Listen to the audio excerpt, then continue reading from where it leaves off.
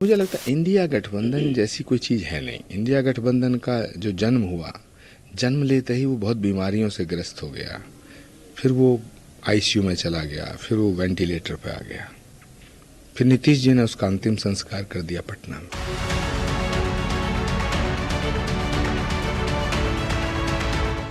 ऐसा लगता है मानो विवाद कांग्रेस का पीछा छोड़ने का नाम लेते ही नहीं है। हर दिन एक नया विवाद, हर दिन नेताओं के नए नए बयान कांग्रेस के लिए परेशानी का सबब बने हुए हैं। ताजा मामला आचार्य कृष्णम से जुड़ा हुआ है।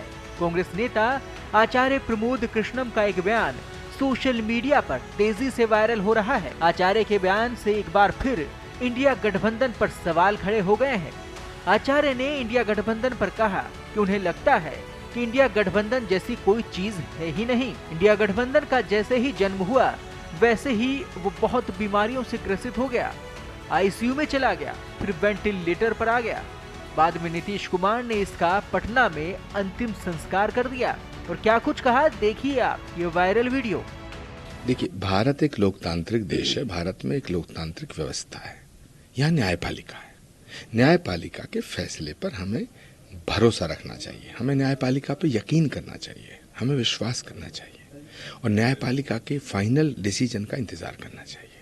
न्यायपालिका का जो फैसला होगा उसका स्वागत करना चाहिए, उसका सम्मान करना चाहिए।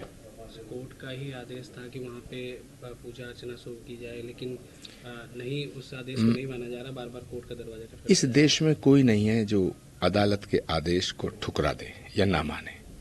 अदालत का आदेश मानना ही पड़ेगा और मानना चाहिए। हमें अपनी अदालतों पर भरोसा होना चाहिए। सर, प्रधानमंत्री नरेंद्र मोदी किस तरह से देखते हैं? अब प्रधानमंत्री जो कह रहे हैं तो अब प्रधानमंत्री जी की जो क्रेडिबिलिटी है वो तो यही है ना, 2014, 2019 उसके बाद। लेकिन चुनाव है, जब चुनाव घोषित होगा तो उस पर बात करेंगे। अभी इस पर क्या टिप्पणी करूं?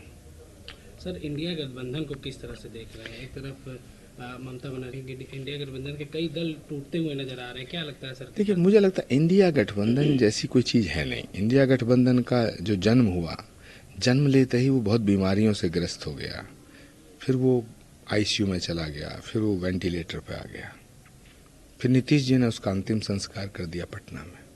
इंडिया गठबंधन बचा कहाँ है?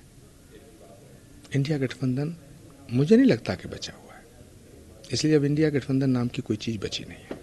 तो सर, सरकार बनी, कांग्रेस की सरकार आती है तो हम जाति जनगणना कराएंगे, आरक्षण में जो 50% की जो सीमा है वो उसको हटा देंगे। देखिए, राहुल जी जो कह रहे हैं उस पर मैं कोई टिप्पणी नहीं करना चाहता। उस पर टिप्पणी करने के लिए जयराम रमेश जी हैं, सुरजेवाला जी हैं और कांग्रेस के सभी वरिष्ठ मूर्धन्य नेता हैं।